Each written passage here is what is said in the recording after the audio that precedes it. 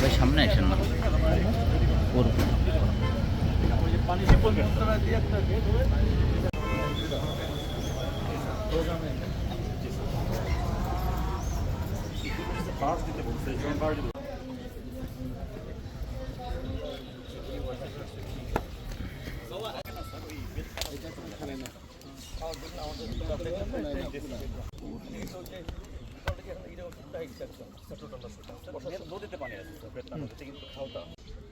আমরা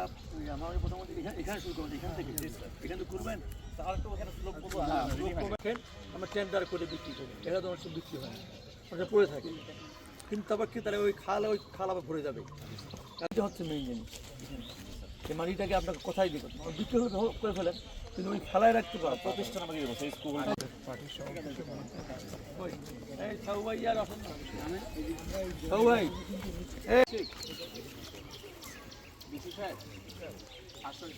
এমন অবস্থাতে আমরা এখানে সেখানে মহিলা পুরুষ ঠিক আছে, লেবার করবে 50 জন না থাকবে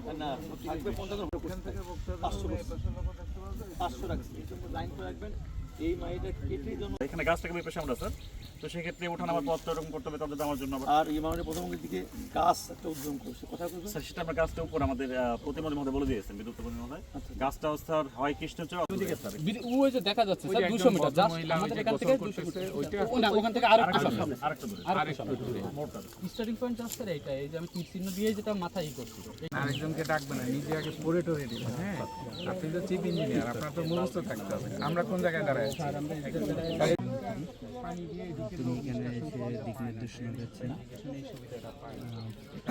এবং প্রধানমন্ত্রী এই জায়গাটা ঠিক হবে সারাদিন লাইটে সব অনেক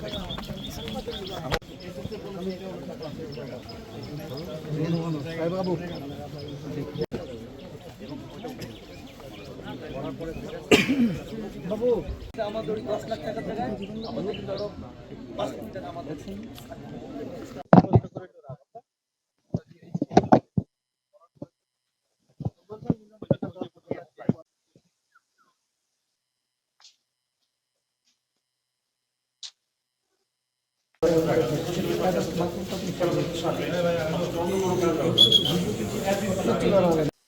আপনারা নিশ্চয়ই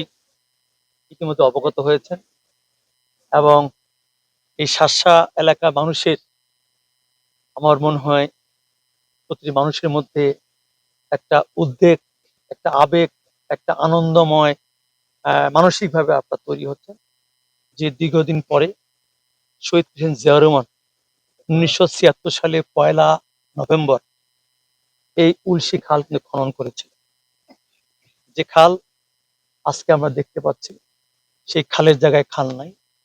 এই খালে অনেক অংশ দখল হয়েছে এবং যে নদীর প্রবাহমান ছিল এই খালের মধ্য দিয়ে, সেটা ইতিমধ্যে বন্ধ হয়ে গেছে। আমি আজকে আমাদের মন্ত্রণালয়ের সচিব আমরা আসছি, আগামী 27 তারিখে আমাদের মাননীয় প্রধানমন্ত্রী এই যেখানে